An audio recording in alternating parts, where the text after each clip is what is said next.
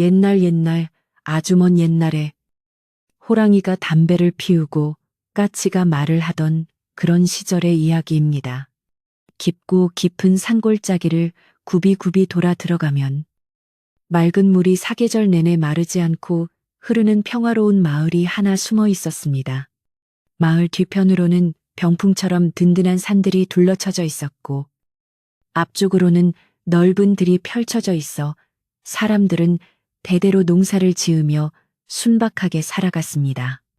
봄이면 진달래가 흐드러지게 피어나고 가을이면 황금빛 들판이 물결치는 이곳은 겉으로 보기에는 근심 걱정이라곤 찾아볼 수 없는 무릉도원과도 같았습니다. 하지만 어느 집이나 들여다보면 말 못할 속사정 하나쯤은 있는 법이고 아무리 평온해 보이는 마을이라도 사람들의 입에 오르내리는 안타까운 이야기는 바람을 타고 돌기 마련이었습니다. 이 마을의 어귀. 커다란 느티나무가 서 있는 곳에서 조금 더 언덕을 올라가면 붉은 감이 주렁주렁 열리는 낡은 기와집 한 채가 있었습니다. 세월의 때가 묻어 기와는 거무튀튀하게 변했고 흙담은 군데군데 허물어져 있었지만 마당은 늘 정갈하게 쓸려 있어 주인의 부지런한 성품을 짐작하게 했습니다. 이 집에는 허리가 나처럼 굽은 늙은 어머니, 수님 할머니가 살고 있었습니다. 수님 할머니는 젊은 시절 남편을 먼저 떠나보내고 홀로 모진 풍파를 견디며 살아온 분이었습니다. 그녀의 손은 거친 나무 껍질처럼 투박했고 얼굴에는 살아온 세월만큼이나 깊은 주름이 패어 있었지만 눈매만은 언제나 온화하고 자애로워 마을 사람들은 그녀를 친어머니처럼 따르며 존경했습니다. 수님 할머니에게는 늦은 나이에 어렵게 얻은 외아들 만석이가 있었습니다. 남편이 세상을 떠나기 직전 남겨준 핏줄이었기에 할머니에게 만석이는 세상 그 무엇과도 바꿀 수 없는 귀한 보물이었습니다. 할머니는 밭에서 김을 매다가도 아들의 울음소리가 들리면 맨발로 뛰어 들어왔고 맛있는 반찬이 생기면 당신 입에는 대지도 않고 아들의 밥숟가락 위에 얹어주곤 했습니다. 찬 바람이 불면 혹여나 아들이 감기라도 걸릴까봐 당신의 헌옷을 뜯어 솜을 덧대어 입혔고 더운 여름날에는 부채질을 해주느라 밤잠을 설치기 일쑤였습니다.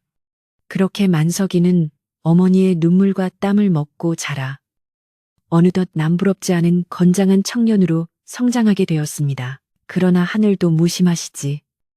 어머니의 지극정성인 사랑이 너무 넘쳤던 탓일까요? 아니면 타고난 성품이 어긋난 탓일까요? 장성한 만석이는 마을 사람들의 기대와는 달리 빗나가기 시작했습니다. 덩치는 산만하고 힘은 장사였지만 도무지 땀 흘려 일하는 것을 싫어했습니다. 해가 중천에 뜨도록 이불 속에서 뒹굴거리다가 배가 고파져야 겨우 부스스한 얼굴로 일어나 밥상을 찾기 일쑤였습니다.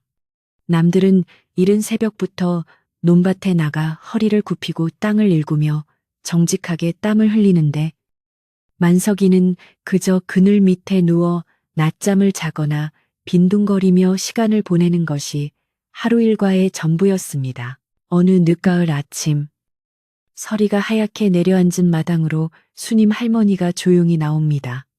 찬 새벽 공기가 옷깃을 파고들지만 할머니는 익숙한 듯 빗자루를 들고 마당을 쓸기 시작합니다. 사그락사그락. 빗자루가 땅에 닿는 소리가 고요한 아침을 깨우면 부엌 가궁이에서는 따뜻한 연기가 피어오릅니다. 할머니는 아들이 일어나 먹을 밥을 짓기 위해 아픈 허리를 두드리며 무거운 장작을 나르고 차가운 우물물을 길어 올립니다. 손가락 마디마디가 쑤시고 무릎이 시려오지만 따뜻한 밥을 먹고 기운을 차릴 아들의 모습을 상상하면 입가에 옅은 미소가 번지는 것이었습니다. 소단에서 하얀 쌀밥이 보글보글 끓어오르는 구수한 냄새가 온 집안에 퍼져나갑니다. 해가 마당 깊숙이 들어와 감나무 그림자를 길게 늘어뜨릴 때쯤 안방 문이 벌컥 열리며 만석이가 나옵니다. 헝클어진 머리에 퉁퉁 부은 눈을 한 그는 나오자마자 하품을 크게 한 번 하더니 대뜸 어머니를 찾습니다. 어머니 밥 다 됐소. 배고파 죽겠는데 왜 안 깨우는 거요? 만석의 목소리에는 어머니에 대한 공경이나 미안함 따위는 전혀 섞여 있지 않습니다. 오히려 늦게 일어난 자신을 탓하기는커녕 배가 고픈 짜증을 늙은 어머니에게 퍼붓는 것입니다. 수님 할머니는 부엌에서 급히 나오며 행주의 손을 닫고는 아들에게 다가갑니다. 오냐, 오냐, 우리 만석이 일어났느냐. 밥은 진작 해놓았지. 어서 세수하고 들어오너라. 따뜻한 국들이 켜면 속이 풀릴 게다. 할머니가 정성껏 차려내온 밥상에는 김이 모락모락 나는 흰 쌀밥과 구수한 된장찌개, 그리고 밭에서 갓 따온 채소로 만든 나물들이 가득합니다. 하지만 만석은 밥상을 훑어보더니 인상을 찌푸립니다. 아니, 맨날 풀떼기뿐이오. 남들은 고기도 먹고 생선도 먹는다는데 우리 집은 왜 이 모양이오? 만석은 숟가락으로 국그릇을 휘휘 젓더니 탁 소리가 나게 내려놓습니다. 수님 할머니는 아들의 불평에도 화를 내지 않고 미안한 표정으로 아들을 달랩니다. 미안하다. 만석아, 장날이 되면 닭이라도 한 마리 잡아주마. 일단 이거라도 많이 먹고 기운 내거라. 어머니는 자신의 밥그릇에 있는 밥을 덜어 아들의 그릇에 더 얹어줍니다. 아들이 밥을 먹는 동안 할머니는 마루 끝에 앉아 헌옷을 깁습니다. 바늘귀가 잘 보이지 않아 침침한 눈을 비비며 몇 번이나 실을 꿰려고 애쓰는 모습이 애처롭습니다. 만석은 밥을 개걸스럽게 먹어치우고는 숭늉까지 벌컥벌컥 마신 뒤 트림을 꺽하고 마당으로 내려섭니다. 어머니, 나 좀 나갔다 오겠소. 어디를 가냐고 묻기도 전에 만석은 뒷짐을 지고 대문을 나서버립니다. 할머니는 멀어지는 아들의 뒷모습을 하염없이 바라보다가 깊은 한숨을 내쉽니다. 아들이 제 몫을 하고 가정을 꾸려 오손도손 사는 모습을 보는 것이 소원인데 날이 갈수록 게을러지는 아들을 보며 가슴 한구석이 까맣게 타들어가는 것만 같습니다. 만석이 향한 곳은 마을 어귀의 주막이나 읍내의 장터였습니다. 그는 일을 하러 가는 것이 아니라 그저 시간을 때우고 남들이 일하는 것을 구경하며 빈정대기 위해 나가는 것이었습니다. 마을 사람들은 만석을 보며 혀를 찼습니다. 저 집 할머니가 전생에 무슨 죄를 지어서 저런 아들을 뒀을꼬. 평생 뼈 빠지게 일해서 키워놨더니 제 어미 등골을 빼먹는 줄도 모르고 밭에서 일하던 김서방이 땀을 닦으며 한마디 하면 옆에서 새참을 나르던 아낙네들도 맞장구를 쳤습니다. 그러게 말이에요. 수님 할머니가 불쌍해서 어째요? 저 덩치면 소도 때려잡겠는데 빈둥거리기만 하니 원. 하지만 만석은 사람들의 수군거림 따위는 아랑곳하지 않았습니다. 어느 날 오후 만석은 마을 정자나무 아래에 누워 낮잠을 자고 있었습니다. 가을바람이 솔솔 불어오고 나뭇잎이 살랑거리는 소리가 자장가처럼 들려왔습니다. 그때 지나가던 낯선 장돌뱅이들이 나누는 이야기가 만석의 귀에 들어왔습니다. 이보게, 저기 아랫마을 최부자네가 땅을 팔아서 큰돈을 벌었다지 뭔가 요즘 땅값이 금값이라던데. 묵혀둔 땅만 있으면 팔자를 고치는 건 시간 문제라네. 그 말에 만석의 귀가 번쩍 뜨였습니다. 힘들게 농사를 짓지 않아도 땅만 팔면 큰돈을 만질 수 있다는 말은 게으른 만석에게 꿀보다 달콤한 유혹으로 다가왔습니다. 그는 벌떡 일어나 앉아 장돌뱅이들의 뒤통수를 뚫어지게 바라보며 침을 삼켰습니다. 집으로 돌아오는 길, 만석의 머릿속은 온통 돈 생각뿐이었습니다. 그래, 우리 집도 집터가 꽤 넓고 뒤에 텃밭도 있잖아. 저걸 팔면 나도 떵떵거리고 살 수 있을 텐데. 그는 지금까지 그 땅이 어머니와 아버지가 평생 피땀 흘려 지켜온 삶의 터전이라는 사실은 까맣게 잊어버렸습니다. 오로지 눈앞에 어른거리는 돈다발과 그것으로 누릴 수 있는 호의호식만이 그의 마음을 가득 채웠습니다.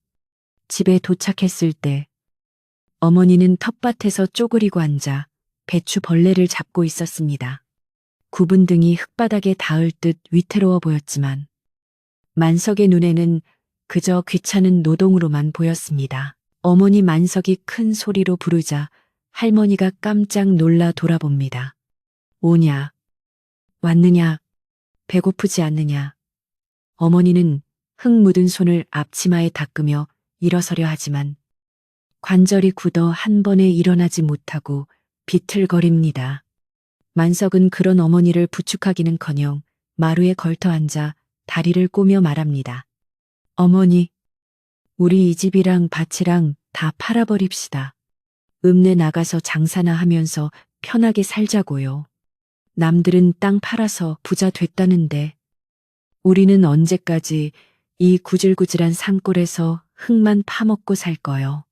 만석의 말에 수님 할머니의 눈이 휘둥그레집니다.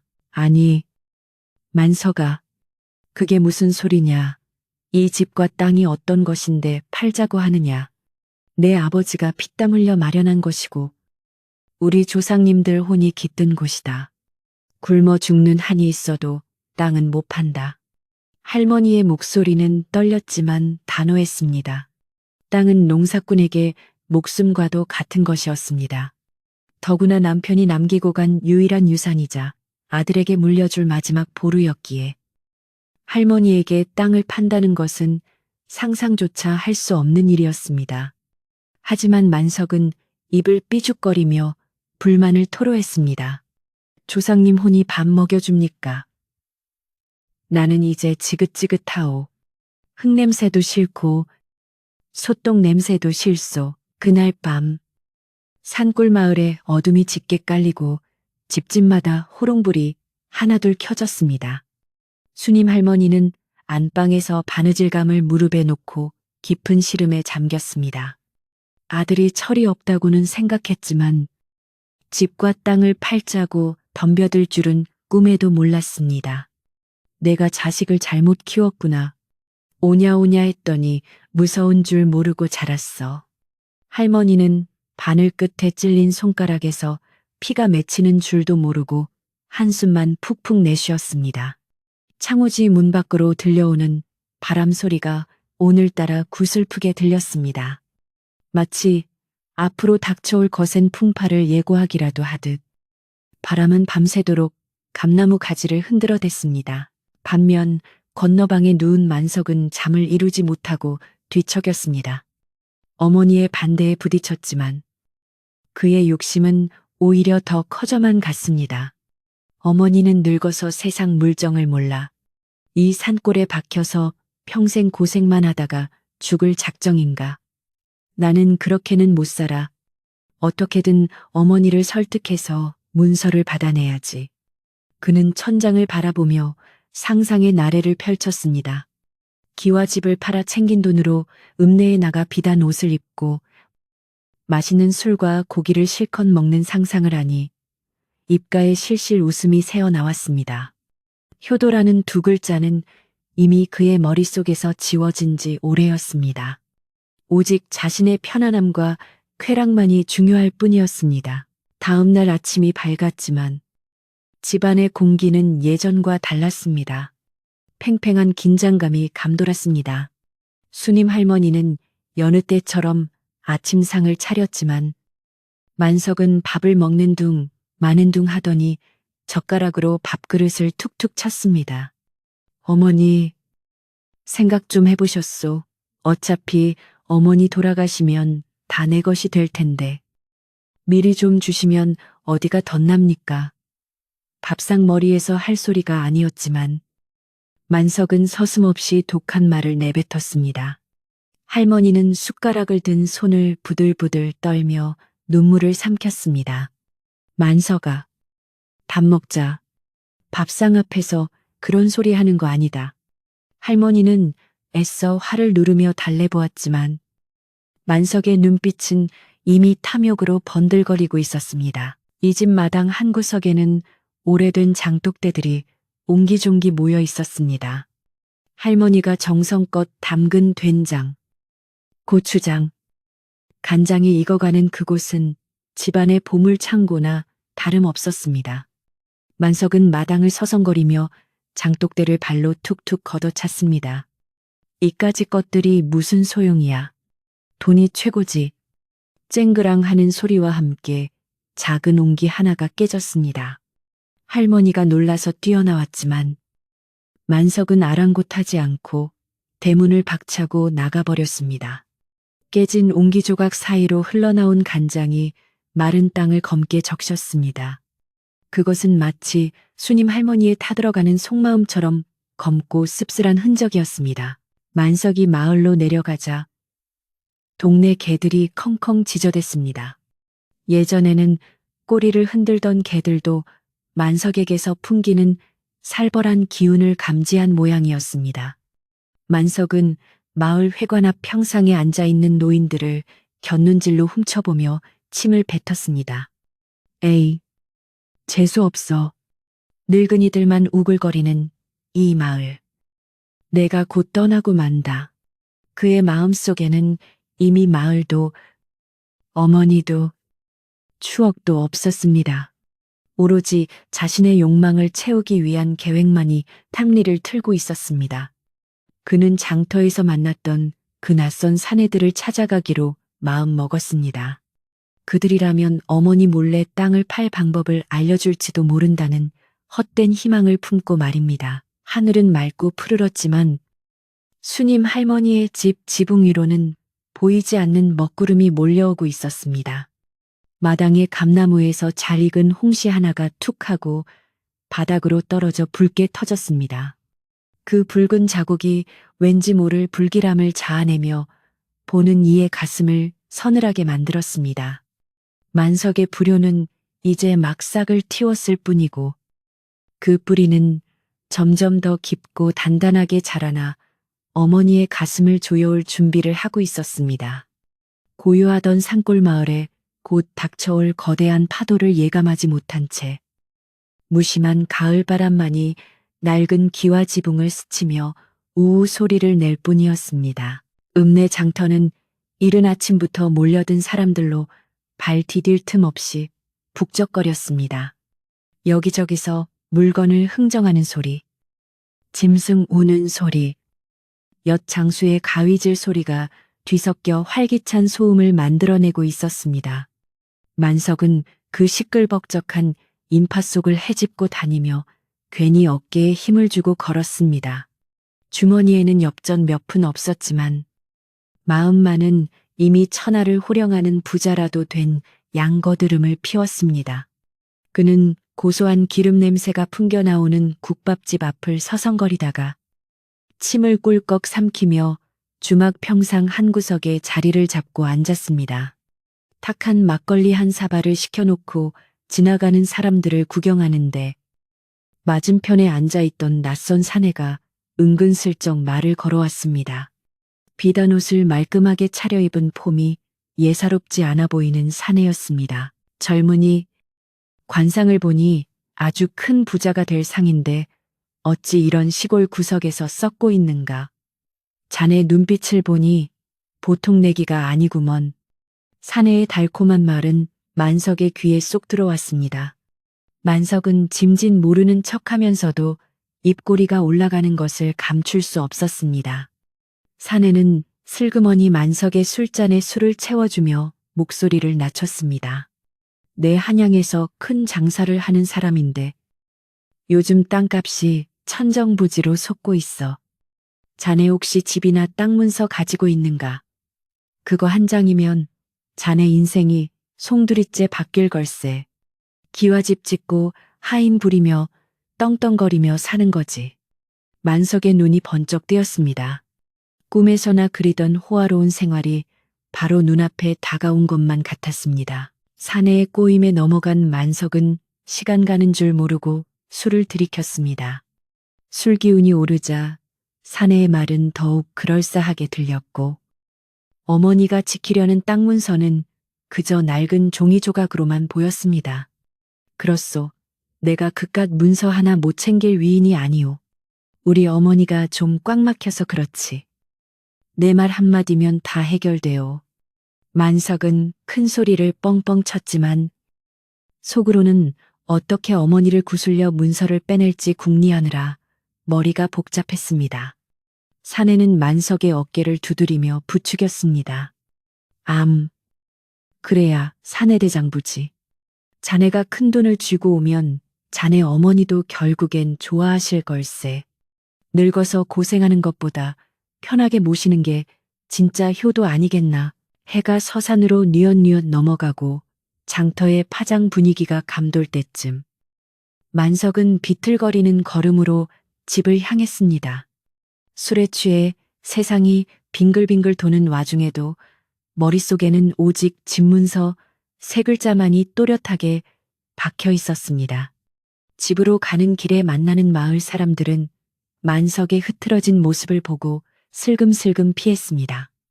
평소 같으면 그냥 지나쳤겠지만 오늘따라 만석은 괜히 길가에 핀 코스모스를 발로 지식이며 심통을 부렸습니다.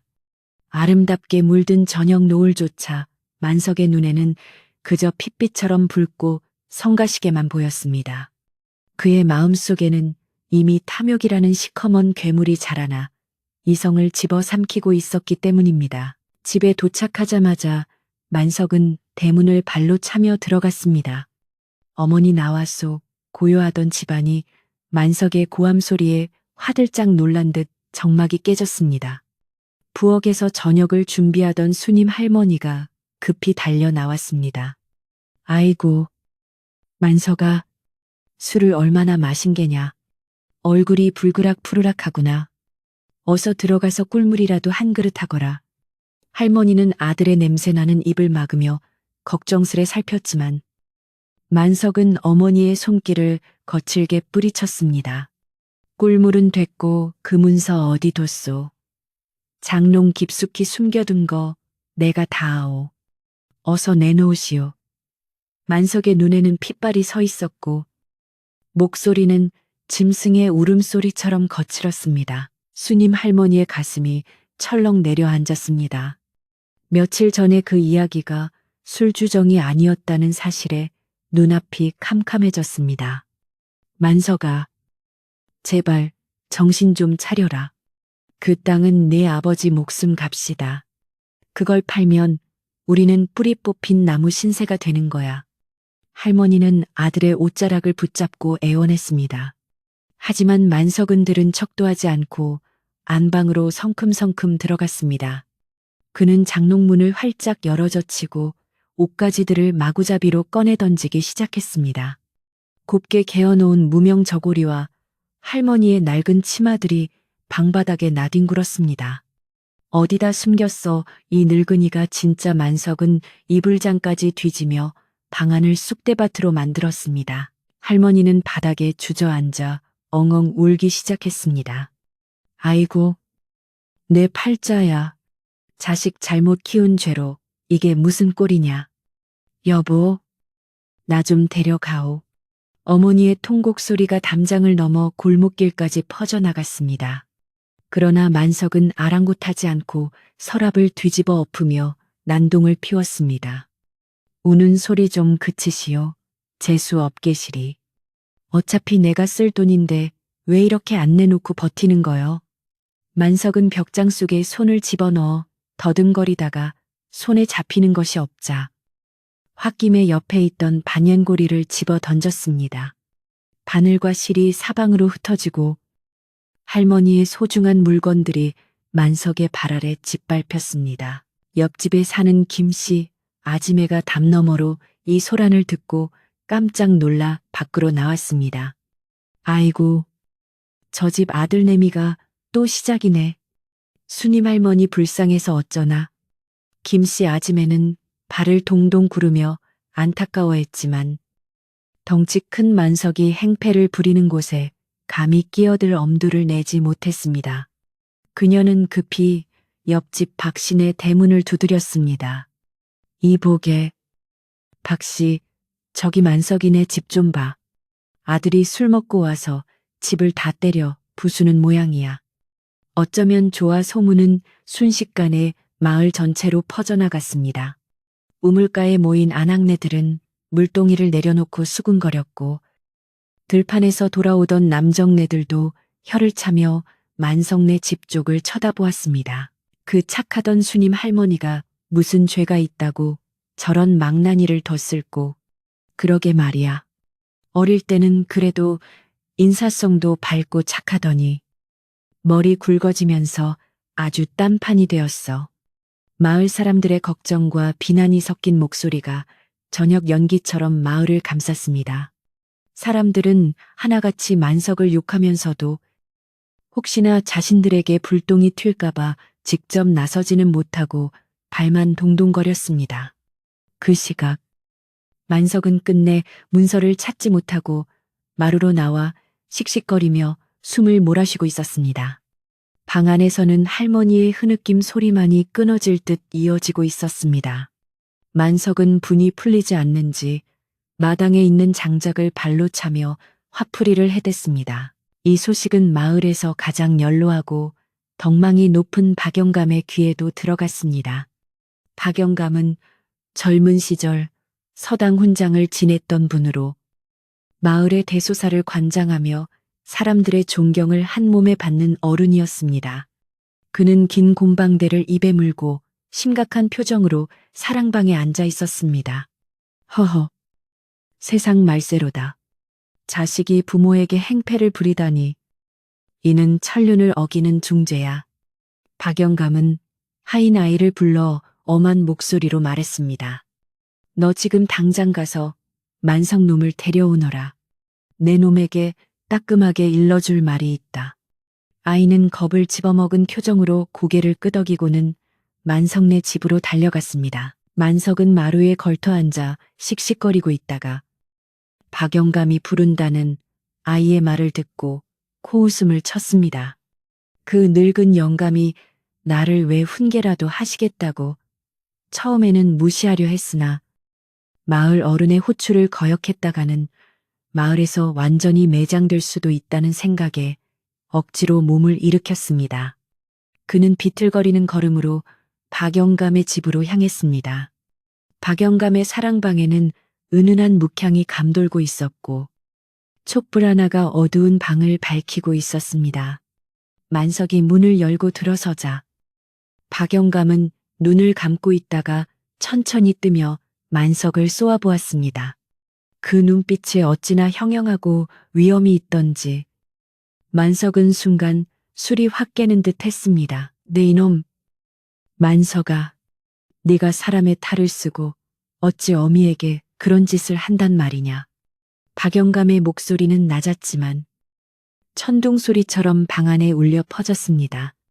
만석은 짐짓 딴청을 피우며 대꾸했습니다. 어르신이 남의 집안일에 왜 참견이십니까? 제가 어머니를 때리기라도 했습니까?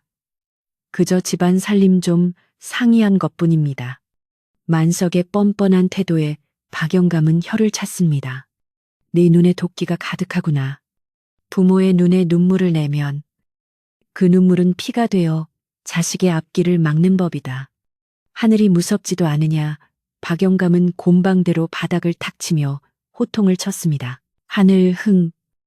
하늘이 밥 먹여줍니까? 어르신도 낡은 소리 그만하시고 편히 쉬시오. 저는 바빠서 이만 가보겠소. 만석은 박영감의 충고를 귓등으로 흘려듣고는 뒤도 돌아보지 않고 방문을 박차고 나갔습니다. 예의라고는 눈꼽만치도 찾아볼 수 없는 행동이었습니다. 박영감은 멀어져 가는 만석의 뒷모습을 보며 깊은 한숨을 내쉬었습니다. 저놈이 기어이 화를 자초하는구나. 사람이 하지 말아야 할 짓을 하면 반드시 탈이 나는 법인데. 박영감의 예언 같은 혼잣말이 밤 공기 속으로 흩어졌습니다.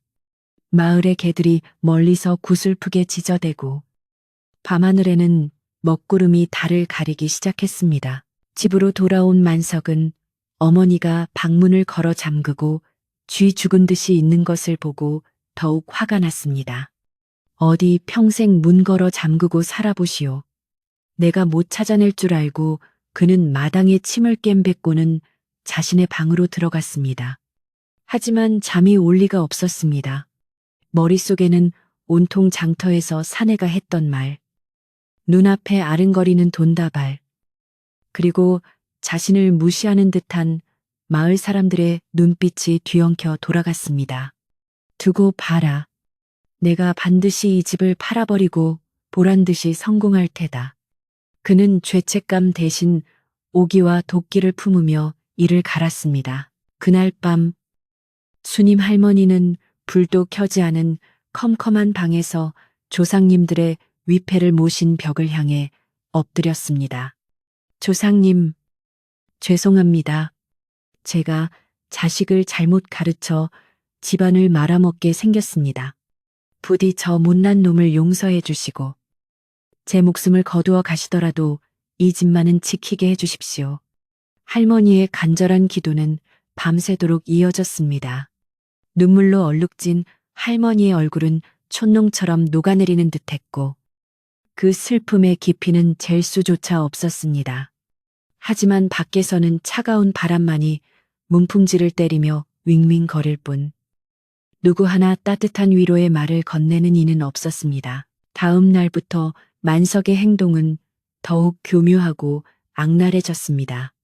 그는 직접적으로 소리를 지르지는 않았지만 어머니가 아끼는 물건들을 하나씩 망가뜨리거나 숨겨버렸습니다. 닭장에 들어가 알을 품고 있는 암탉을 발로 차서 쫓아내기도 하고 어머니가 힘들게 길어온 물독을 일부러 넘어뜨려 쏟아버리기도 했습니다. 어머니, 생각이 바뀌셨소. 문서만 주면 내가 효도한다니까. 왜 이렇게 고집을 피우시오? 만석은 어머니를 볼 때마다 뱀처럼 끈질기게 괴롭혔습니다. 수님 할머니는 피가 마르는 듯한 고통 속에서 하루하루를 버텨야 했습니다. 아들의 눈빛은 예전에 순박했던 만석이가 아니었습니다. 이미 무언가에 씌인 사람처럼 차갑고 섬뜩했습니다. 마을 사람들은 만석을 페류나라고 부르며 손가락질했습니다. 아이들도 만석이 지나가면 엄히 괴롭히는 나쁜 놈이라며 돌을 던지고 도망갔습니다. 그럴수록 만석의 분노는 어머니를 향해 더욱 날카롭게 꽂혔습니다. 이게 다 어머니 때문이야. 어머니가 문서를 안 줘서 내가 이런 취급을 받는 거야. 만석의 비틀어진 마음은 모든 원망을 어머니에게로 돌렸습니다. 그는 이제 마을 사람들의 시선 따위는 신경 쓰지 않기로 했습니다. 오로지 자신의 목적을 달성하기 위해 수단과 방법을 가리지 않겠다고 다짐했습니다. 그 사악한 결심이 굳어질수록 집안의 기운은 점점 더 음산하게 변해갔습니다. 어느덧 가을이 깊어가고 찬서리가 내리기 시작했습니다. 마당에 감나무 잎은 붉게 물들어 하나둘 떨어지고 앙상한 가지만이 하늘을 향해 손을 뻗고 있었습니다. 마치 구원을 요청하는 수님 할머니의 손길처럼 애처로워 보였습니다. 하지만 만석은 그 나무를 보며 도끼를 갈았습니다. 이깟 나무 베어버려서 장작으로나 써야지. 그늘만 지고 쓸모도 없어. 그의 말은 감나무를 향한 것이었지만 듣는 이에게는 늙은 어머니를 향한 저주처럼 들려 소름이 돋았습니다. 만석의 마음속에는 이제 일말의 양심도 남아있지 않은 듯 보였습니다. 그러던 어느 날 장터의 그 사내가 마을 입구까지 찾아왔습니다. 사내는 만석을 불러내어 은밀하게 속삭였습니다. 이보게, 시간이 얼마 없어. 다른 사람이 그 땅을 노리고 있다는 소문이 있어. 이번 달 안으로 문서를 가져오지 않으면 기회는 날아가네. 사내의 재촉에 만석은 마음이 급해졌습니다. 다 잡은 고기를 놓칠 수는 없다는 생각에 조바심이 났습니다. 그는 사내에게 굳게 약속했습니다. 걱정 마시오. 내일 당장이라도 가져올 테니 돈이나 준비해 두시오. 만석의 눈은 욕망으로 이글거렸고 그날 밤 무슨 일이 있어도 결판을 내리라 마음먹었습니다. 밤이 깊어지자 산짐승 울음소리가 더욱 구슬프게 들려왔습니다. 수님 할머니는 왠지 모를 불안감에 잠을 이루지 못하고 뜬 눈으로 밤을 지새웠습니다. 가슴이 답답하고 손발이 차가워지는 것이 불길한 일이 닥쳐올 것만 같은 예감이 들었습니다. 건너방에서 들려오는 만석의 코는 소리마저 뚝 끊기고 집안에는 무거운 침묵만이 감돌았습니다. 그것은 폭풍전야의 고요함과도 같았습니다. 박영감의 경고를 무시한 만석에게, 그리고 그를 낳아 기른 죄밖에 없는 수님 할머니에게 운명의 시간은 점점 다가오고 있었습니다. 이제 곧 닥쳐올 비극은 누구도 막을 수 없는 거센 물결처럼 이 집을 덮칠 것입니다. 이윽고 닭이 떼를 치며 새벽을 알렸지만 동이 터오는 하늘은 잿빛으로 흐렸습니다. 잔뜩 찌푸린 하늘에서 금방이라도 눈이 쏟아질 것만 같았습니다. 찬바람이 불어와 문풍지를 세차게 흔들었습니다. 만석은 충혈된 눈을 비비며 일어났습니다. 그의 결심은 확고했습니다. 오늘이야말로 끝을 본다. 그는 방문을 거칠게 열고 나갔습니다. 마루 끝에 서서 안방문을 노려보는 그의 눈빛에는 살기마저 감돌았습니다. 평화롭던 산골 마을의 아침은 그렇게 긴장과 공포 속에 시작되고 있었습니다. 과연 수님 할머니는 이 위기를 어떻게 넘길 수 있을까요? 하늘은 이 불효자를 그냥 두고만 볼 것인지 마을 전체가 숨을 죽이고 지켜보고 있었습니다. 겨울이 성큼 다가오면서 산골 마을의 공기는 하루가 다르게 차가워졌습니다. 산등성이를 타고 내려오는 바람은 마치 날카로운 칼날처럼 매서웠고 앙상하게 남은 나뭇가지들은 서로 부딪히며 기괴한 소리를 내질렀습니다. 마을 사람들은 일찌감치 저녁을 먹고 아랫목에 이불을 뒤집어 쓰고 누웠지만 만석인의 집에서는 밤늦도록 불이 꺼지지 않았습니다. 문풍지가 윙윙 울 때마다 수님 할머니의 가슴도 덜컥 내려앉았습니다. 아들이 돌아올 시간이 지났는데도 인기척이 없으니 또 어디서 술을 마시고 사고를 치지는 않을까 하는 걱정이 앞섰기 때문입니다. 마당에 쌓인 낙엽들이 회오리 바람에 휩쓸려 구석으로 몰리는 모습이 처량하기 그지없었습니다. 집안의 가축들도 주인의 불길한 기운을 감지한 듯 불안에 떨었습니다. 외양간에 있는 늙은 황소는 여물을 줘도 먹지 않고 커다란 눈망울을 껌벅이며 허공을 향해 길게 울음을 토해냈습니다. 그 소리가 어찌나 구슬프고 음산하던지 듣는 사람의 등골이 오싹해질 정도였습니다. 마당을 지키던 누렁이도 꼬리를 다리 사이로 감추고 마루 밑 깊숙한 곳으로 기어들어가 낑낑거렸습니다. 짐승들도 아는 것입니다. 이 집안에 감돌고 있는 살기와 다가올 비극의 그림자를 말입니다. 오직 만석만이 탐욕에 눈이 멀어 이 모든 징조를 보지 못하고 있었습니다. 어느 날 밤, 마당 한가운데 굳건히 서 있던 늙은 감나무의 굵은 가지 하나가 쩍 하고 갈라지며 부러져 내렸습니다. 바람이 그리 세게 불지도 않았는데 멀쩡하던 가지가 부러진 것입니다. 수님 할머니는 그 소리에 놀라 밖으로 뛰쳐나왔다가 바닥에 뒹구는 가지를 보고 주저앉고 말았습니다. 아이고, 이게 무슨 병고란 말이냐. 집안에 수호신 같던 나무가 상처를 입었으니 우리 집에 큰 사단이 날 징조로구나. 할머니는 부러진 가지를 어루만지며 눈물을 흘렸습니다. 예로부터 집안에 큰 나무가 이유 없이 부러지면 흉한 일이 생긴다는 말이 있었기에 할머니의 불안감은 걷잡을 수 없이 커져만 갔습니다. 만석의 폐악질은 날이 갈수록 도를 넘어서고 있었습니다. 이제는 술에 취하지 않은 맨정신일 때도 눈에 초점이 없고 혼잣말을 중얼거리는 지경에 이르렀습니다. 문서만 있으면 돼. 다들 나를 무시했지. 내가 보란듯이 성공해서 내 놈들 코를 납작하게 해줄 테다. 그는 헛것이 보이는 사람처럼 허공에 대고 삿대질을 해대다가 갑자기 벽을 주먹으로 치며 괴성을 질렀습니다. 방 안의 살림살이는 성한 것이 없었습니다.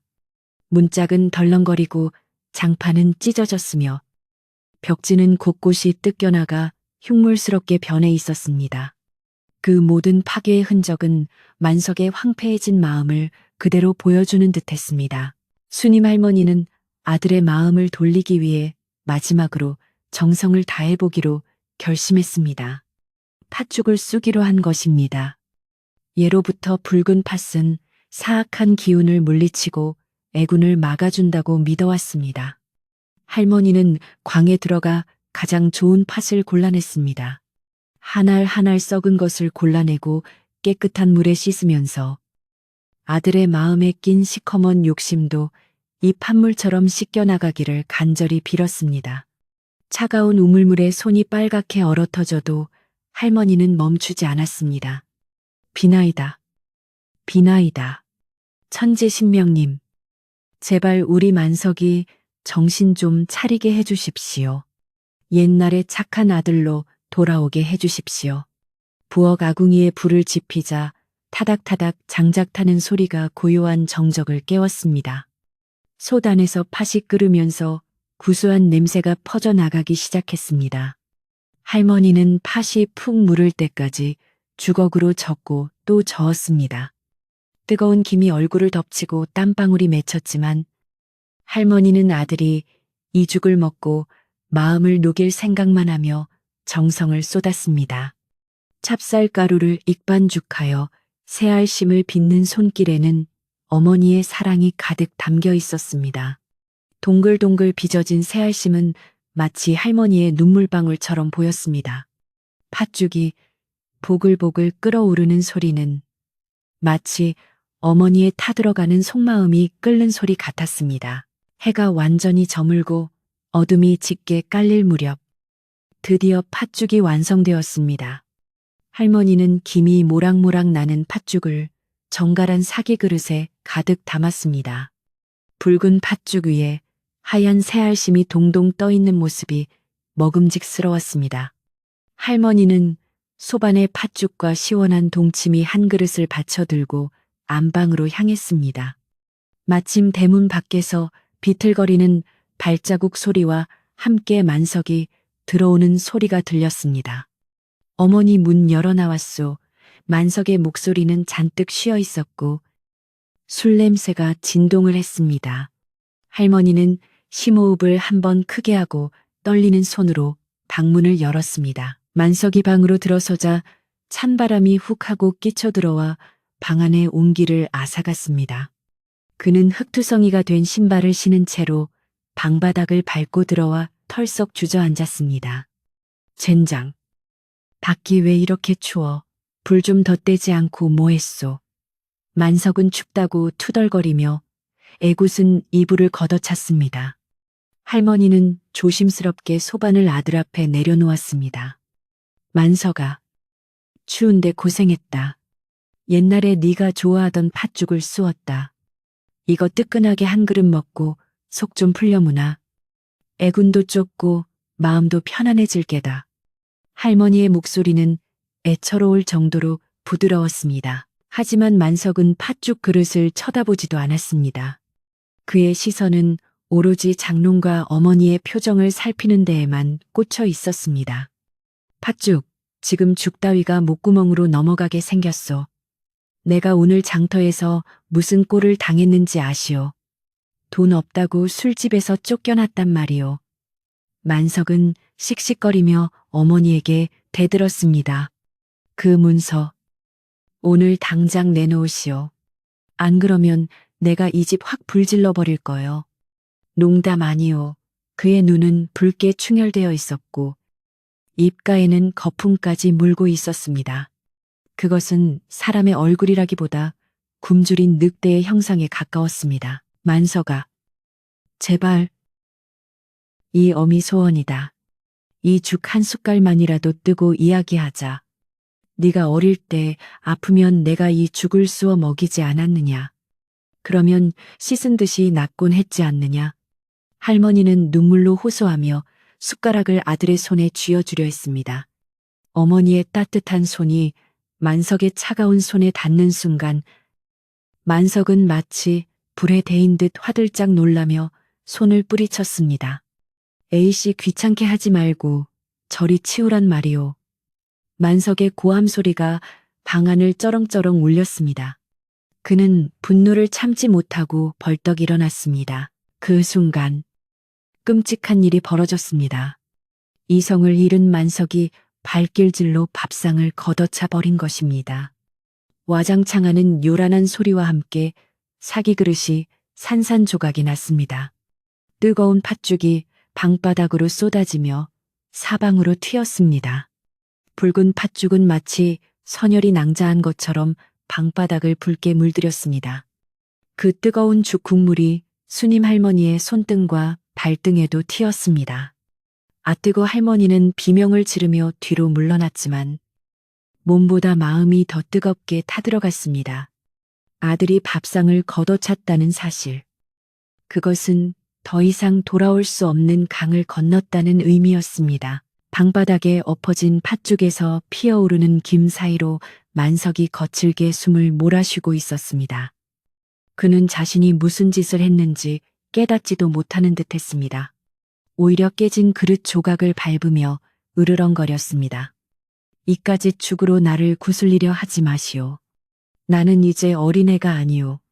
내일 아침 해 뜰 때까지 문서를 내놓지 않으면 진짜 무슨 짓을 할지 모르오. 만석은 겁에 질려 떨고 있는 어머니를 싸늘하게 내려다보며 최후 통첩을 날렸습니다. 그의 눈빛에는 폐륜의 광기가 서려 있었고 그 모습은 악귀와 다름없었습니다. 할머니는 쏟아진 팥죽을 멍하니 바라보며 하염없이 눈물을 흘렸습니다. 새알심이 여기저기 흩어져 뭉개진 모습이 마치 찢겨나간 자신의 심장 같았습니다. 아이고, 내 새끼가 어쩌다 이렇게 되었을꼬. 하늘도 무심하시지. 할머니의 통곡은 목구멍 안으로 삼켜져 소리 없는 울음이 되었습니다. 만석은 쾅소리가 나게 방문을 닫고 건너방으로 가버렸습니다. 곧이어 그곳에서 드르렁거리는 코 고는 소리가 들려왔습니다. 어머니의 가슴에 대못을 받고도 잠이 오는 아들의 비정함에 밤하늘에 닮아져 구름 뒤로 얼굴을 가려버렸습니다. 차가운 윗목에 쭈그리고 앉은 수님 할머니는 걸레를 가져와 바닥에 쏟아진 팥죽을 닦아내기 시작했습니다.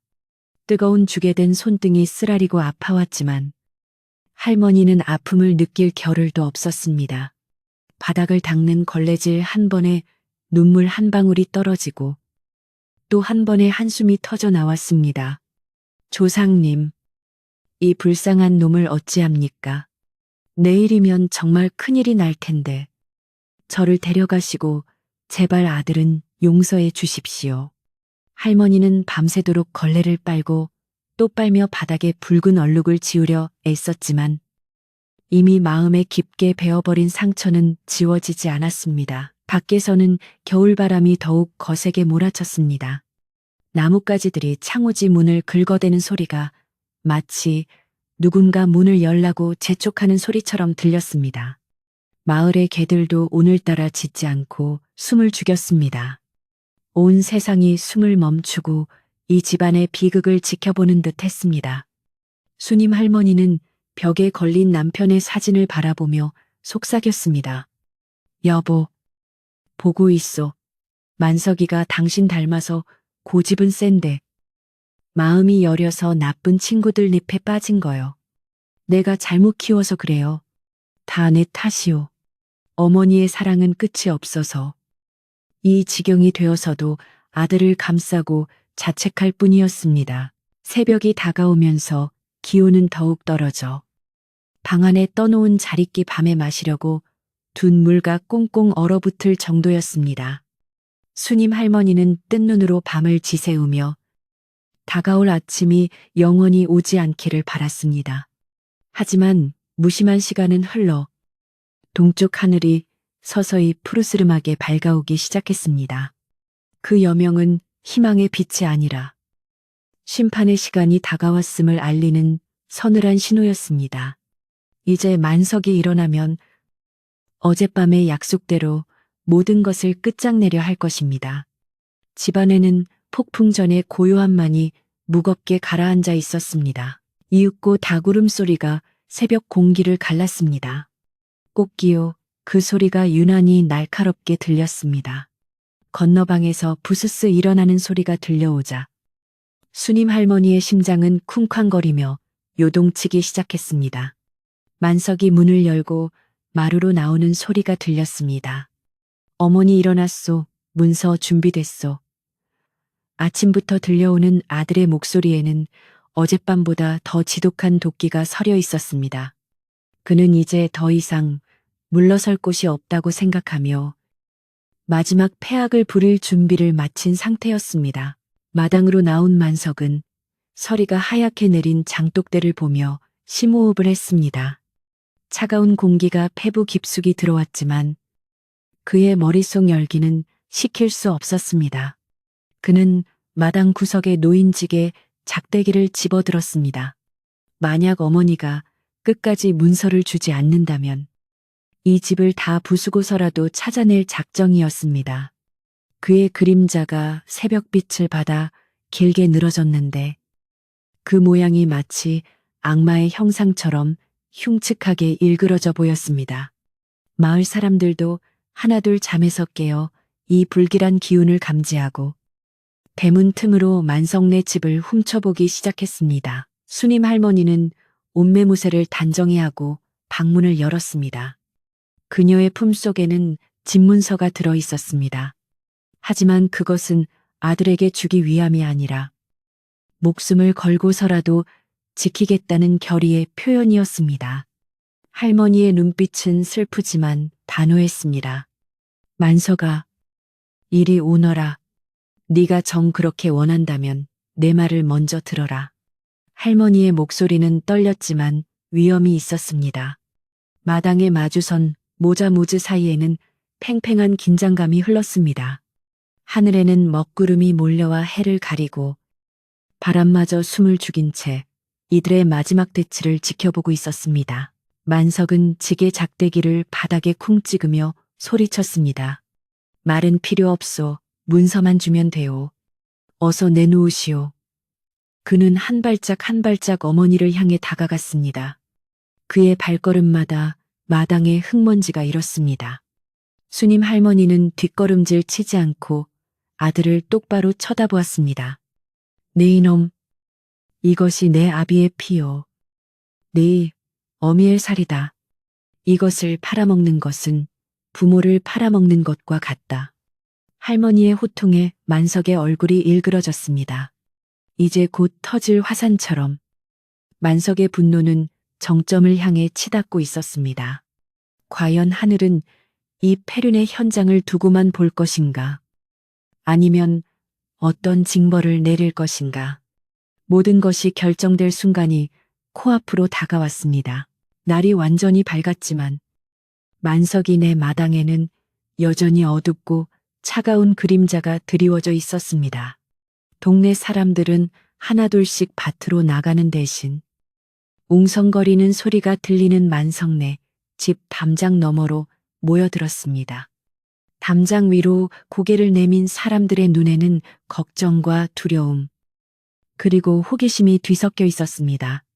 마당 한가운데에는 칠순 노모수님 할머니가 갱겹 저고리 차림으로 오들오들 떨며 서 있었고 그 앞에는 덩치 큰 만석이 도깨비 같은 형상으로 씩씩거리고 있었습니다. 밤새 얼마나 시달렸는지 할머니의 머리카락은 하얗게 헝클어졌고 얼굴은 핏기 하나 없이 창백했습니다. 지켜보는 이들의 가슴이 미어질 듯 안타까운 광경이었습니다. 어머니 내 인내심도 이제 바닥이 났소. 동네 사람들이 보든 말든 상관없소. 어서 그 문서를 내놓으란 말이오. 만석은 짐승처럼 포효하며 어머니를 몰아세웠습니다. 그의 목소리는 더 이상 사람의 것이 아니었습니다.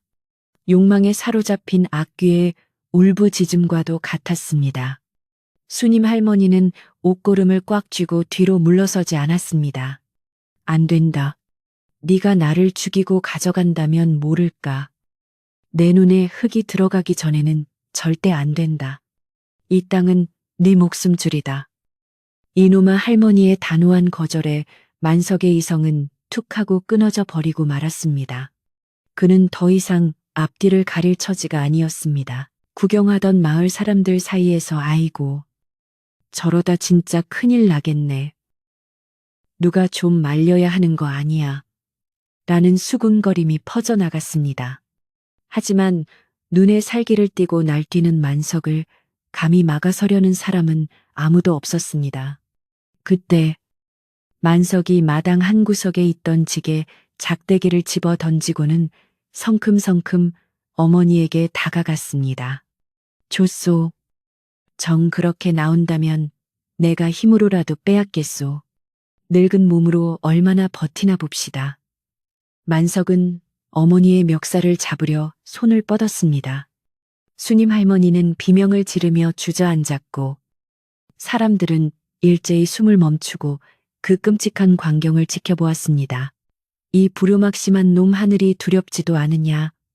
대문 밖에서 박영감의 호통 소리가 들려왔지만 만석의 귀에는 들리지 않았습니다. 그는 바닥에 주저앉은 어머니를 내려다보며 오른팔을 높이 쳐들었습니다. 소뚜껑만 한 손바닥이 어머니의 뺨을 향해 날아갈 듯 위협적으로 펼쳐졌습니다. 평생 자신을 위해 헌신한 어머니를 향해 손찌검을 하려는 패륜의 순간이었습니다. 수님 할머니는 눈을 질끈 감고 다가올 고통을 기다렸습니다. 어머니가 자초한 일이요. 만석이 고함을 지르며 팔을 내리치려는 그 찰나. 마른 하늘에서 믿을 수 없는 일이 벌어졌습니다. 콰르릉하는 천둥 소리도 없었고 번개가 친 것도 아니었습니다. 그저 하늘에서 서늘하고 묵직한 기운이 뚝 떨어져 내리는 듯했습니다. 만석이 어머니를 때리기 위해 높이 쳐든 오른팔이 공중에서 딱 멈추어 버린 것입니다. 마치 보이지 않는 거대한 손이 그의 팔목을 꽉 움켜쥔 것만 같았습니다. 만석은 멈칫하며 팔을 내리려 힘을 주었지만 팔은 꿈쩍도 하지 않았습니다. 이게 왜 이래? 만석의 얼굴에 당황한 기색이 역력해졌습니다. 그는 왼손으로 오른팔을 잡고 끌어내리려 안간 힘을 썼지만 팔은 허공에 못 박힌 듯 고정되어 있었습니다. 그 순간 만석의 팔 색깔이 변하기 시작했습니다. 살아있는 사람의 살색이던 피부가 순식간에 회색빛으로 물들기 시작한 것입니다. 손끝에서부터 시작된 회색빛은 손목을 지나 팔꿈치, 그리고 어깨까지 빠르게 번져나갔습니다. 그것은 단순히 색만 변하는 것이 아니었습니다. 피부의 질감이 거친 화강암처럼 딱딱하게 굳어가고 있었습니다. 핏줄이 울룩불룩 튀어나와 있던 팔뚝이 차갑고 단단한 돌덩어리로 변해가는 과정은 실로 기괴하고 공포스러웠습니다. 이를 지켜보던 마을 사람들은 아악하며 비명을 지르고 뒷걸음질 쳤습니다. 으악, 내 팔이 왜 이래 뜨거워. 아니, 차가워. 만석은 공포에 질려 괴성을 질렀습니다. 돌로 변해가는 팔은 엄청난 무게로 만석의 몸을 짓눌렀습니다. 마치 천근 만근의 바위가 어깨에 매달린 것 같은 무게감이었습니다. 하늘을 향해 뻗어있던 팔이 돌덩이처럼 무거워지자 만석은 중심을 잃고 비틀거렸습니다. 그는 어떻게든 버텨보려 했지만 인간의 힘으로 감당할 수 있는 무게가 아니었습니다. 만석은 신음 소리를 내며 결국 무릎을 꿇고 말았습니다. 어머니를 때리려던 그 높은 기세는 온데간데 없고 돌이 된 팔의 무게에 짓눌려 땅바닥에 처박히는 꼴이 되었습니다. 수님 할머니는 눈을 뜨고 이 믿기지 않는 광경을 목격했습니다. 방금 전까지 자신을 때리려던 아들이 괴로워하며 무릎을 꿇고 있고 그 팔은 흉측한 돌로 변해 있었습니다.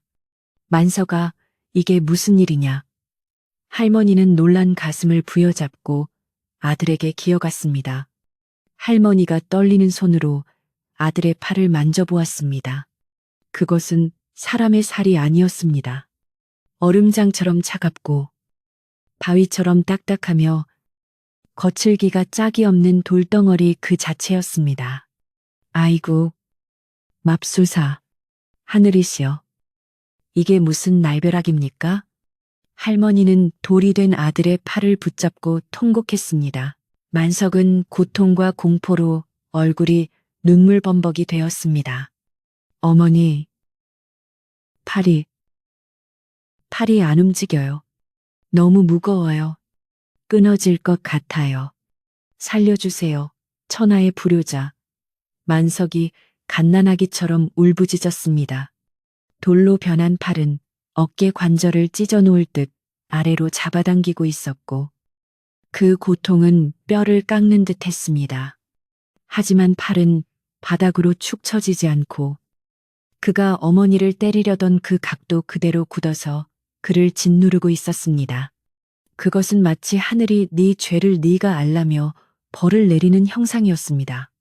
그는 어머니 앞에 강제로 무릎을 꿇고 머리를 조아릴 수밖에 없었습니다. 담장 너머에서 숨죽여 지켜보던 박영감이 대문을 열고 천천히 들어왔습니다. 그의 뒤로 마을 사람들이 두려움에 떨며 따라 들어왔습니다. 박영감은 지팡이를 짚고 만석의 앞에 서서 엄한 표정으로 내려다보았습니다. 엔넷네. 내가 그리 일렀거늘 부모에게 손을 대는 것은 하늘을 찌르는 것과 같다 하였다. 내 놈이 기어이 천벌을 받았구나. 박영감의 목소리는 서리발처럼 차가웠습니다. 만석은 고개를 들 힘도 없이 바닥에 이마를 또시며 빌었습니다. 어르신, 잘못했습니다. 제가 죽을 죄를 지었습니다. 제발 이 팔 좀 어떻게 해주십시오. 마을 사람들은 웅성거리는 소리로 마당을 채웠습니다. 세상에, 진짜 돌이 되었어. 저거 봐. 핏줄도 안 보이고 완전히 돌이야. 옛날 이야기에서나 듣던 일이 실제로 일어나다니. 사람들은 두려움에 떨면서도 한편으로는 인과응보라며 고개를 끄덕였습니다. 어머니를 폭행하려던 페류나가 하늘의 심판을 받았다는 사실은 마을 사람들에게 큰 충격과 교훈을 주었습니다. 아낙네들은 입을 막고 눈물을 글썽였고 남정네들은 굳은 표정으로 만석의 처참한 몰골을 응시했습니다. 그 소란스러운 와중에도 만석의 팔은 여전히 회색빛 돌로 굳은 채 미동도 하지 않았습니다. 수님 할머니는 아들의 고통이 마치 자신의 고통인 양가슴을 치며 울었습니다. 영감님, 우리 만석이 좀 살려주십시오. 철이 없어서 그런 겁니다. 제가 잘못 가르쳐서 그런 겁니다. 제발 방법 좀 일러주십시오. 할머니는 박영감의 바짓가랑이를 붙잡고 애원했습니다. 아들이 자신을 때리려 했다는 사실은 이미 잊은 지 오래였습니다. 오로지 눈앞에서 돌이 되어가는 아들을 구해야겠다는 어미의 본능만이 남아있을 뿐이었습니다. 그 모습에 구경하던 사람들의 눈시울도 붉어졌습니다. 자식이 부모를 죽이려 했으나 부모는 자식을 살리려 하니 그 지극한 사랑의 하늘도 감동할 지경이었습니다. 박영감은 한숨을 깊게 내쉬며 수님 할머니를 일으켜 세웠습니다. 할멈, 일어나게. 이건 사람의 힘으로 어찌할 수 있는 일이 아닐세. 하늘이 노에서 내린 벌인데 사람이 푼다고 풀리겠나. 박영감은 만석을 향해 다시 한번 호통을 쳤습니다. 이놈, 만석아. 네 팔이 왜 돌이 되었는지 아느냐. 네 마음이 돌처럼 딱딱하게 굳어 부모의 은혜를 모르기 때문이다. 그 돌 같은 마음이 겉으로 드러난 것이야. 만석은 흐르는 눈물과 콧물을 닦지도 못하고 바닥에 머리를 탔으며 오열했습니다. 잘못했습니다. 다시는 안 그러겠습니다. 어머니, 용서해 주세요. 시간이 지날수록 만석의 고통은 더해만 갔습니다. 돌이 된 팔의 냉기가 온몸으로 퍼져나가 만석의 입술은 파랗게 질리고 몸은 사시나무 떨듯 떨렸습니다. 뼈가 으스러지는 듯한 무게감 때문에 그는 숨조차 제대로 쉴 수 없었습니다. 어머니, 나 죽을 것 같아. 너무 추워. 만석의 신음소리가 잦아들자 순임 할머니는 황급히 방으로 뛰어들어가 소미불을 가져왔습니다. 그리고는 돌덩이 같은 아들의 어깨에 이불을 덮어주었습니다. 만석아, 정신 차려라. 엄마가 여기 있다. 조금만 참아라. 할머니는 차가운 돌파를 자신의 가슴에 품고 체온으로 녹이려 애썼습니다. 그 모습을 지켜보던 김씨, 아지매가 혀를 차며 말했습니다. 어휴, 저런 놈이 뭐라고. 지 어미를 때리려던 놈을 감싸고 도네. 나라면 꼴도 보기 싫을 텐데. 하지만 옆에 있던 최 씨는 고개를 저었습니다. 그게 부모 마음 아니겠나. 자식이 괴물이 되어도 부모 눈에는 그저 아픈 자식일 뿐이지. 저 정성이 지극해서라도 하늘이 좀 봐줬으면 좋겠구먼. 마을 사람들의 분노는 서서히 연민으로 바뀌어 갔습니다. 만석의 죄는 밉지만 그 벌이 너무나 가혹하고 기이했기 때문입니다. 그리고 그 곁을 지키는 노모의 사랑이 너무나 눈물겨웠기 때문입니다. 태양은 야속하게도 점점 높이 솟아 마당을 환하게 비추었습니다. 햇살이 비치자 만석의 돌팔은 더욱 선명하게 그 흉측한 모습을 드러냈습니다. 피부 결 하나 없이 매끈하면서도 투박한 회색 돌. 손톱마저 돌로 변해버린 그 손은 영원히 펴지지 않을 것처럼 굳게 쥐어져 있었습니다. 만석은 탈진하여 거의 실신 상태에 이르렀지만 무거운 팔 때문에 쓰러져 눕지도 못하고 엉거주춤하게 꿇어앉아 있어야 했습니다. 그것은 세상에서 가장 고통스러운 형벌이자 가장 처절한 참회의 자세였습니다. 박영감은 사람들을 향해 손짓했습니다. 자, 다들 이만 돌아가세. 구경 났다고 남의 집 마당에 우르르 몰려있는 것도 예의가 아니야. 그리고 다들 집에 가서 자식들 단속 잘 시키게. 효가 무너지면 집안이 망하고 몸이 돌이 된다는 걸 똑똑히 일러주게나. 박영감의 말에 마을 사람들은 하나둘씩 자리를 떴습니다. 하지만 누구도 쉽사리 발걸음을 떼지 못하고 뒤를 자꾸만 돌아보았습니다. 그만큼 충격적이고 무서운 사건이었기 때문입니다.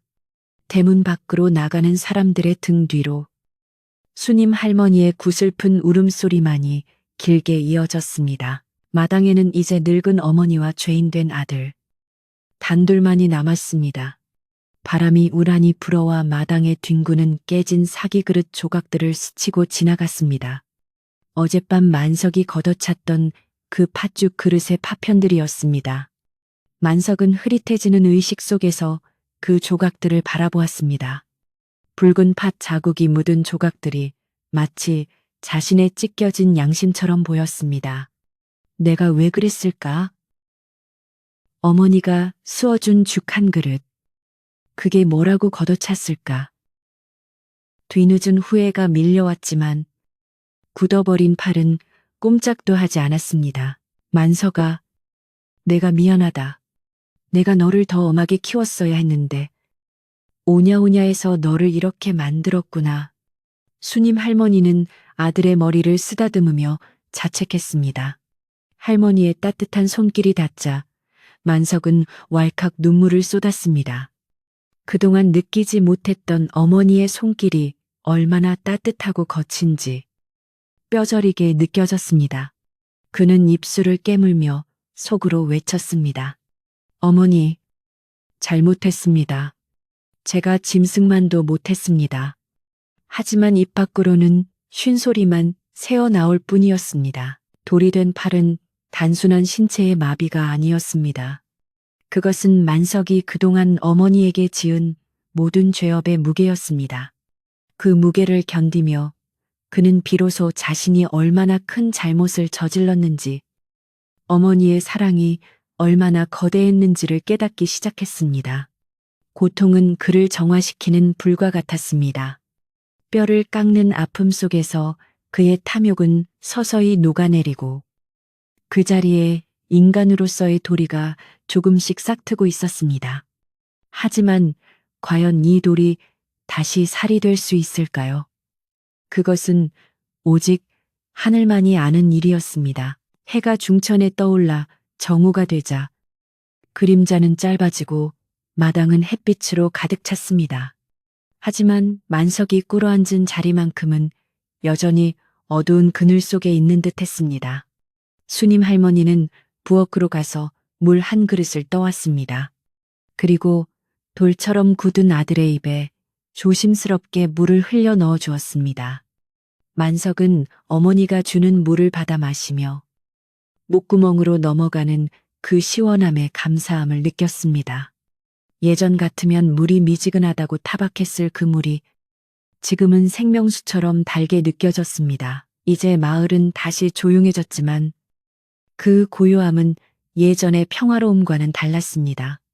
집집마다 만석의 이야기를 하며 효도에 대해 다시 생각하게 되었습니다.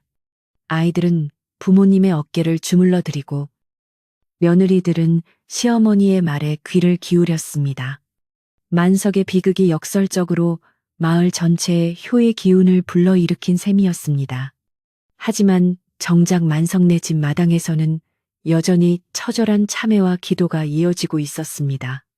이 긴 하루가 지나고 밤이 오면 또 어떤 일이 벌어질지 아무도 알 수 없었습니다. 오직 확실한 것은 만석이 진심으로 뉘우치지 않는다면 저 돌팔은 영원히 풀리지 않을 것이라는 사실뿐이었습니다. 밤은 깊어 어느덧 삼경이 지났고 산골 마을에는 칠흑 같은 어둠이 내려앉았습니다.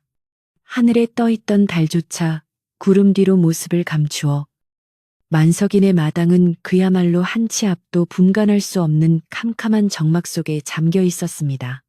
오직 처마 끝에 매달린 낡은 풍경만이 바람이 불 때마다 댕그렁거리며 구슬픈 소리를 낼 뿐이었습니다. 만석은 여전히 마당 한복판에 무릎을 꿇은 채 돌덩이처럼 무거운 팔을 부여잡고 신음하고 있었습니다.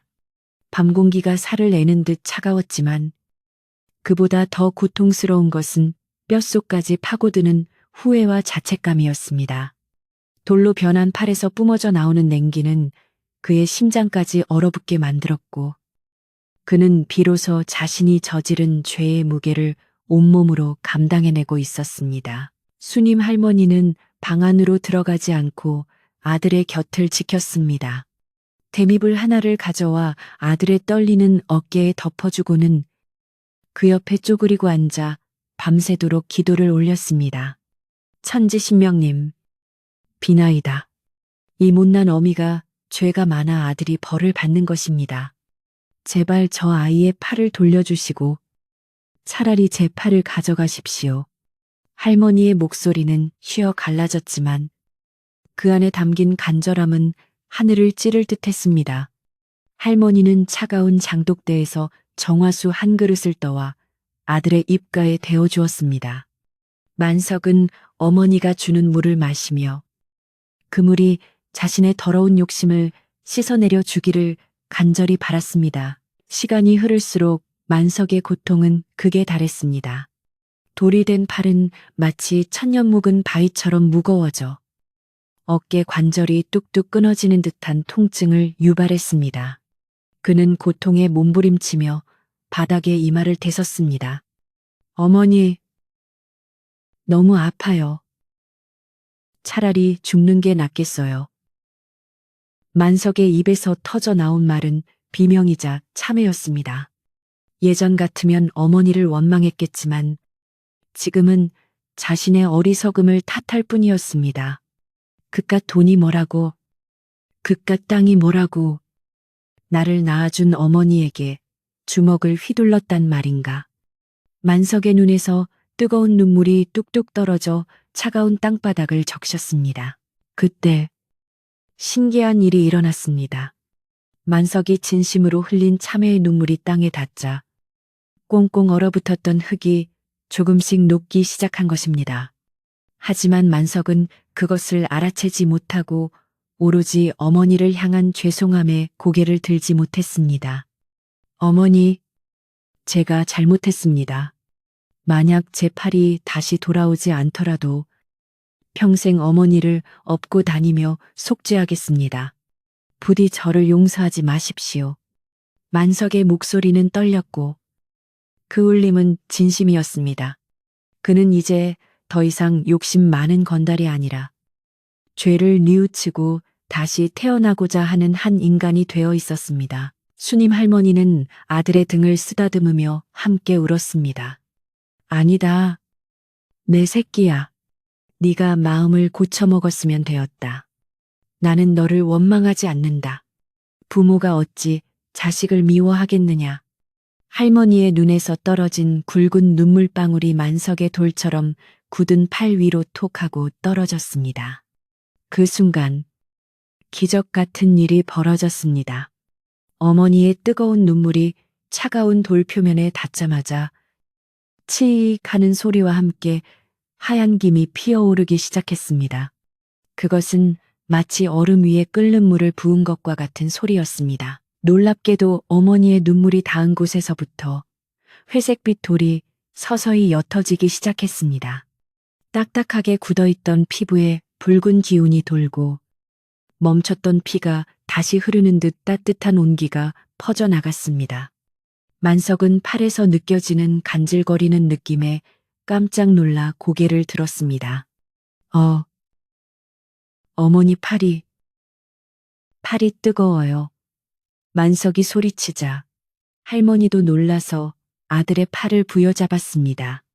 할머니의 따뜻한 손길이 닿는 곳마다 돌은 녹아내리듯 사라지고 부드러운 살결이 드러났습니다. 그것은 하늘이 내린 징벌을 어머니의 사랑으로 녹여낸 기적이었습니다. 새벽녘의 여명이 밝아올 무렵 만석의 팔은 완전히 원래의 모습으로 돌아왔습니다. 딱딱했던 돌덩어리는 온데간데없고 굵은 핏줄이 뛰는 건장한 청년의 팔이 되어 있었습니다. 만석은 믿기지 않는 듯 자신의 팔을 들어 올렸다 내렸다 해보았습니다. 손가락을 쥐었다 펴보니 관절이 부드럽게 움직였습니다. 어머니 팔이 움직여요. 내 팔이 돌아왔어요. 만석은 기쁨과 감격에 겨워 소리쳤지만 곧바로 다시 바닥에 엎드렸습니다. 팔이 돌아온 기쁨보다 어머니에 대한 감사와 죄송함이 더 컸기 때문입니다. 만석은 돌아온 두 팔로 어머니의 발을 감싸 쥐었습니다. 흙투성이가 된 채 꽁꽁 얼어있는 어머니의 발을 자신의 따뜻한 손으로 녹이며 만석은 하염없이 눈물을 쏟았습니다. 어머니, 이 불효자를 용서해 주셔서 감사합니다. 이제 다시는, 정말 다시는 어머니 눈에 눈물 나게 하지 않겠습니다. 제 목숨을 다해 어머니를 모시겠습니다. 만석의 울음소리는 새벽 공기를 가르고 마을 전체로 퍼져나갔습니다. 그것은 슬픔의 울음이 아니라 새로운 삶을 다짐하는 부활의 울음소리였습니다. 수님 할머니는 그런 아들을 꼭 끌어안으며 말없이 등을 토닥여 주었습니다. 날이 완전히 밝자 마을 사람들이 하나둘씩 만석네 집 쪽을 기웃거리며 모여들었습니다.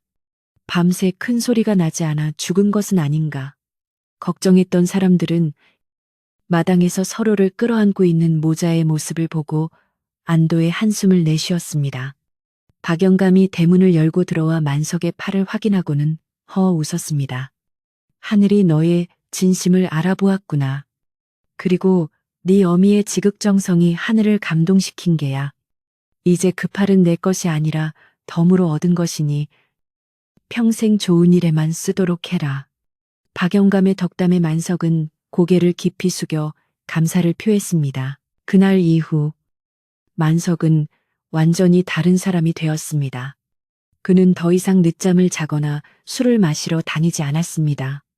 새벽 닭이 울기도 전에 일어나 마당을 쓸고 어머니가 드실 밥을 짓기 위해 아궁이에 불을 지폈습니다. 예전에는 쳐다보지도 않던 지게를 지고 산에 올라가 나무를 해오고 밭에 나가 누구보다 열심히 땅을 일구었습니다. 억센 돌덩이 같았던 그의 힘은 이제 척박한 땅을 기름진 옥토로 바꾸는 데 쓰였습니다. 마을 사람들은 땀 흘려 일하는 만석을 보며 사람이 저렇게 변할 수가 있나라며 칭찬을 아끼지 않았습니다.